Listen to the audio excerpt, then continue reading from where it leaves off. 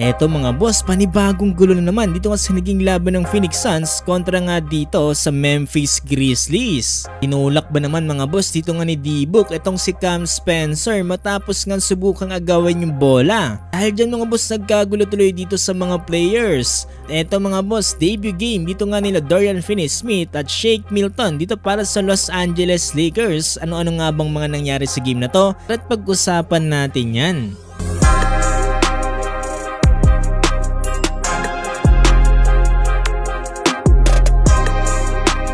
So dito nga mga boss, kanina sa naging laban ng Memphis Grizzlies kontra nga dito sa Phoenix Suns, under 9 minute mark mga boss dito nga sa 4th quarter. Eto 93-90 lamang ng 3 points dito ang Memphis Grizzlies. Bola ng Phoenix Suns mga boss at eto hawak-hawak ni Devin Booker ang bola. Nagbabantay sa kanya mga boss etong si Jalen Wells. Yung sinubukang agawin ni Jalen Wells yung bola mga boss, hindi nga inaasahan na biglang tumalsik itong bola.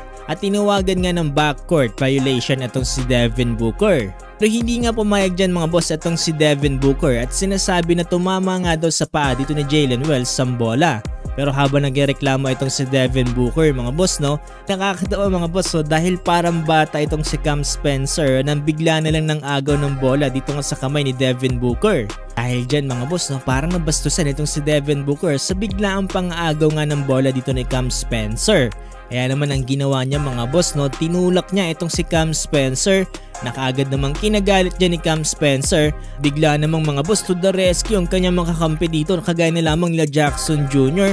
Sinugod na kaagad mga boss dito si Debo, kaya dito na nga unti-unti nagkagulo ang mga players. Buti na nga lang naawat yan ng mga coaches at ng mga referees. Yung pinanood natin yung replay mga boss yung sinabi dito ni D-Book na tumama nga daw sa paa ni Jalen Wells, etong bola ay tama nga naman mga boss tumama nga talaga dito sa paa ni Jalen Wells ang bola. Naging bola ulit mga boss ito nga ng Phoenix Suns. Well dito nga pala sa naging laban na to mga boss panalo ang Memphis Grizzlies sa final score 117-112.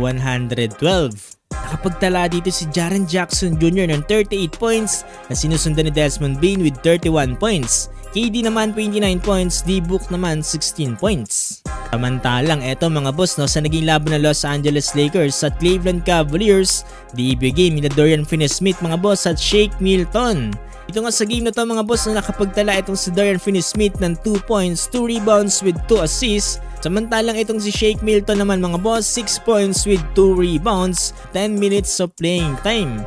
Dito nga pala mga boss talo nga lang Los Angeles Lakers sa final score ng 122-110. Pero asahan natin mga boss nag-a-adjust pa itong mga bagong salta dito nga sa Los Angeles Lakers. At hopefully mga boss sa mga susunod na game ay maging smooth na itong kanilang transition. Nanguna nga pala dito sa Cleveland Cavaliers mga boss etong si Jarrett Allen with 27 points, Donovan Mitchell 26 points. Austin Reeves naman mga boss 35 points, LeBron James 23 points, AD 28 points.